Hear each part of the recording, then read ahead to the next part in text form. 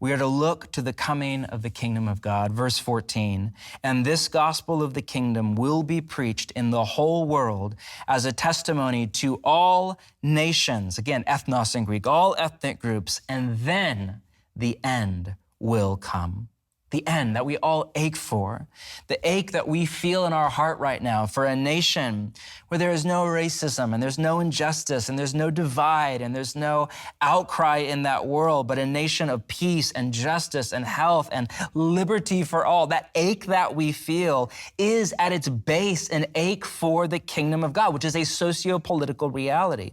That is the desire of the human soul. Ask people, whether they're Christians or secular or any stripe between, what is it that you ache for? Most people just want to have a life. We want to have a roof over our head and people who love us around us. We want to feel safe. We want to follow what God has put in our heart. We want to live in a community of love and of peace and of justice. That is the base, root, deep, primal human desire. We carry the memory of Eden in our genetic code, and we can't shake it. That is our hope as followers of Jesus. But it needs to be said, even if I get flack for it, that our hope is not in a politician or in a political party or in a miracle cure for COVID-19 or in a solution to the massive problems that we're facing right now, whether it's around injustice or something else. All of that matters very much. I'm not here to discount that at all. It's very important.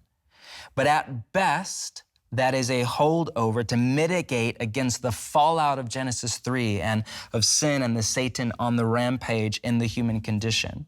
The end, what we really hold out for, the telos, is Jesus' return to usher in the kingdom of God. This is basic, historic, orthodox way of Jesus. This is the hope that we are saved into. Any version of hope that does not look over the horizon of the next few decades or centuries to the return of Jesus is not hope in the way of Jesus. We've said for years that our generation, it's the Mark Sayers line, we want the kingdom of God without the king. We want the human rights and peace and justice and love and unity of the kingdom, but without Jesus, without the king. We prefer as a nation to hold on to our individualism and our autonomy and our desire to define good and evil however we want. Thank you very much. But it just doesn't work. There is no kingdom without the king.